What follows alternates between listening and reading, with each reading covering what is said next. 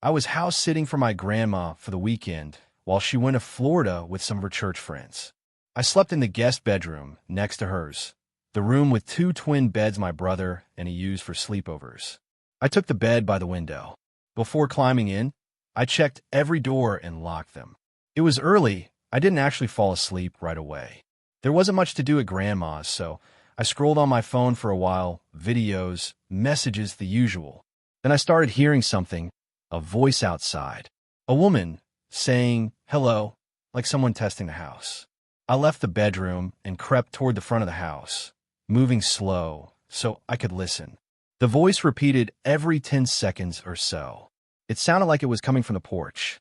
Grandma's front door doesn't have a peephole, but the dining room windows look straight at the stoop. I eased up to the blinds and peered through the slats. At first, I thought I'd seen nothing. Then I saw her, standing on the stoop, looking straight at me as if she'd known I'd be spying through the blinds. She smiled and said, "Hello again." The smile was wrong, wide and too eager, the kind that makes your teeth ache. She wasn't frail or harmless. Maybe late 50s, early 60s, but there was something gross and slick about her face that crawled under my skin. I backed away and told myself it was one of Grandma's friends. But it was midnight. Why would anyone be on the porch at midnight? Why stand there repeating hello instead of knocking or ringing the bell? I shut the guest bedroom door behind me and tried to calm down. For a while, I couldn't hear her anymore. I started texting my sisters and friends, explaining how strange it was. Gradually, I relaxed. My sisters told me to call Grandma, but she's usually asleep by then and hardly checked her phone, so I didn't. Then the silence broke, not a knock, but a hard banging at the dining room window. It felt like someone punching the glass. My heart hit my ribs like a fist. The banging stopped, and then, soft as a breath, her voice, "Hello." Adrenaline gave me a stupid kind of courage. I yanked the blinds up. There she was, inches away with only a pane of glass between us. Her smile was obscene. I screamed at her, "I'm calling the cops," and slammed the blinds down. I ran, not outside, inside, through the living room and back up the stairs. I barricaded myself in the upstairs guest room. For some reason, I didn't call the police. I told myself I'd wait it out. I crawled under the covers and tried to breathe through the shaking. A couple of hours later, long after my nerves had frayed, I crept downstairs and checked every window. The stoop was empty. The porch light hummed. There was no sign of her. The next morning, I called Grandma and told her everything. She started shouting into the phone, panicked. A few days earlier, she said a woman about 10 years younger had been following her through the grocery store, smiling at her for no reason. Grandma's voice trembled in a way that made my skin prickle. My grandma is 75 and has lost a bit of her wits, so I try to take some things with a grain of salt, but the way she yelled about that woman stayed in my head. I still wonder if it was the same person. And sometimes at night, when I'm alone and the house is too quiet, I can almost hear it, a soft, patient voice on the porch saying hello. I'm a freshman at Syracuse University.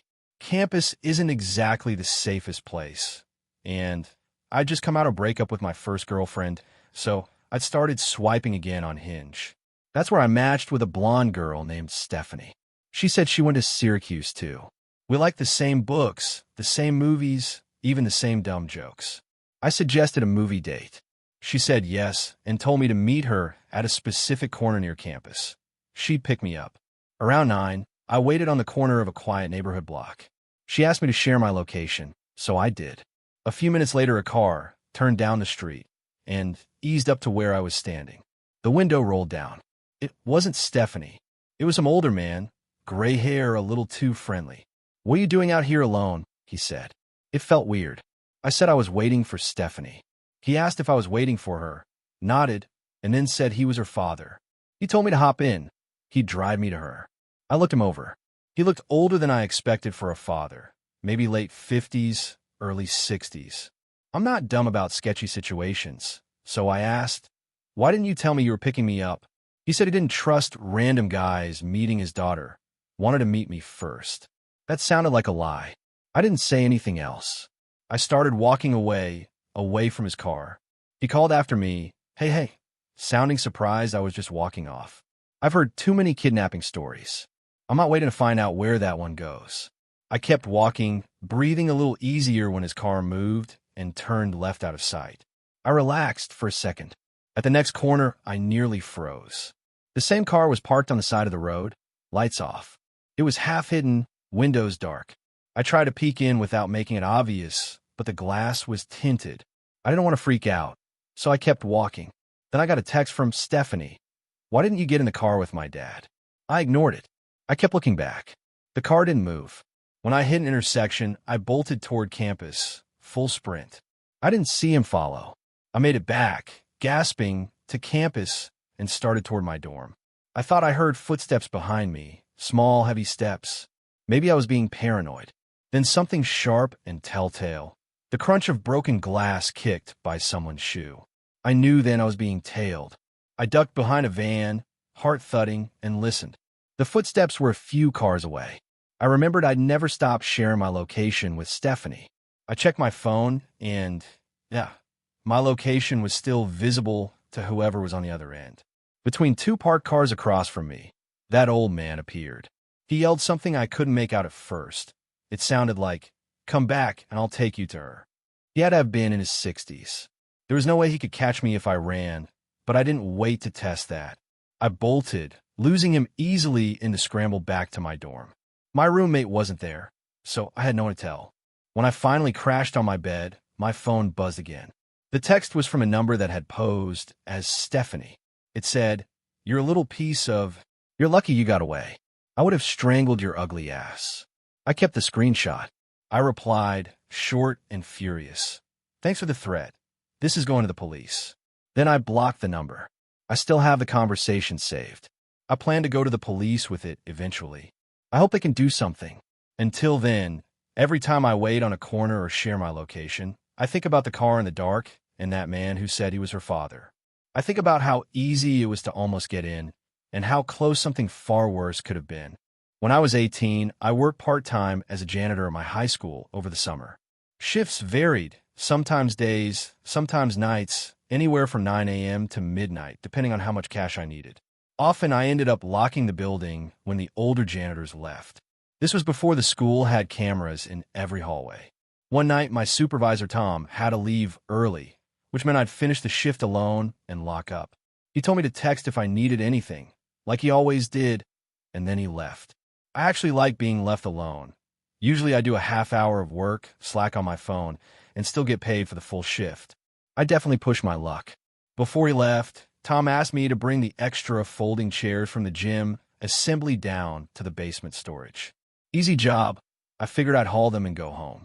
I grabbed a stack of 6 chairs and carried them to the basement. The storage room's lights were dim, and the place felt more like a warehouse cellar than school property. All the art supplies were down there. Mannequins draped under paint cloths, stacks of canvases, dusty boxes. I dropped the chairs where they belonged and went back to the gym for more. When I returned with another load, I froze. One of the mannequins that had been covered was exposed, the cloth pulled away. I knew for a fact it had been covered a few minutes earlier. It was in the front row. I texted Tom. "I think someone's down in the basement." He asked, "What do you mean?" I replied, "One of the art cloths was moved." He took a minute and then said nobody else should be there. I noticed another cloth tucked in the corner, sitting just outside the pool of light at the center of the room, covering something. I tiptoed over. A few feet away, I realized whatever was under that cloth was moving. Just a hair's breadth, a small, wet twitch. Someone was hiding under it. I ran upstairs and locked the basement door, then texted Tom, "Someone's hiding under a cloth in the basement." He said call the cops. I told him to come back instead. He'd only left 10 minutes before. He refused. He told me to be a man and confront whoever was down there. So I went back down. When I opened the door, the cloth in the corner was strewn flat on the floor. Whoever had been under it was gone. My stomach dropped. I should have left then, but that wasn't the scariest thing yet. As I stood in the storage room, there came a metallic thumping from above, slow, deliberate. I looked up. The big HVAC vents over the center of the room had soft indents forming in the thin metal. Someone was crawling through the main ductwork and had stopped directly above me. The thumps became frantic, like something scraping and trying to break the vent open. I realized with a cold clarity that whatever was crawling in the vents could come down through them and land right on top of me. I was done. I ran up the stairs, locked every door I could, and left the building. I told Tom a partial truth the next day. I said I saw something move in the corner, but it disappeared when I went back, and left it at that. It was my last week there. After that, it wasn't my problem anymore.